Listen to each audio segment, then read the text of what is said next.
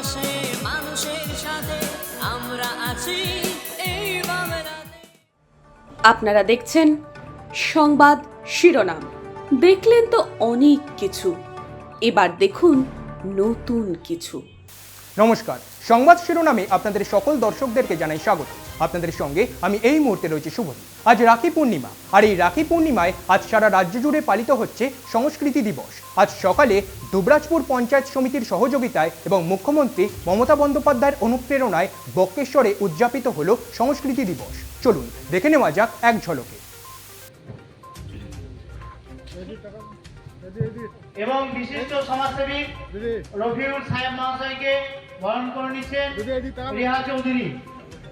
বরণ করে নিচ্ছেন রিহা চৌধুরী।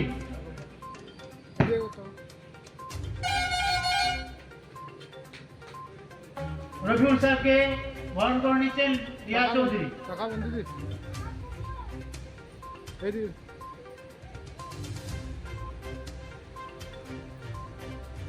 এই পরিচয় নিয়েই একে অপরের সাথে বন্ধনে আবদ্ধ হোক যে আমরা প্রত্যেকেই মানুষ। আমাদের একটাই পরিচয়, আমরা হচ্ছি মানুষ।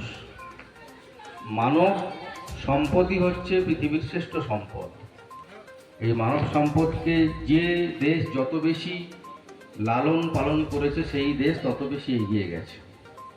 আর এই মানুষের মধ্যে নারী পুরুষ, রবীন্দ্রনাথ ঠাকুর এই দিনটিকেই বেছেছিলেন।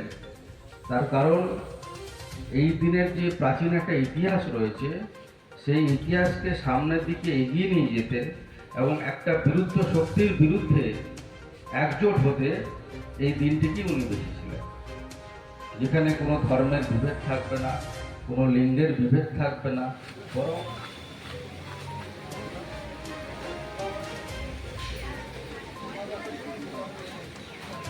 ওই দিকে তাকান, এই দিকে শুধু ছবি তুলছেন। আজকের এই শুভ দিনে আমার বোনেরা, ভাইয়েরা, সবাই আমরা একসাথে মিলিত হয়ে আমরা দিনটাকে সুন্দরভাবে উপভোগ করব।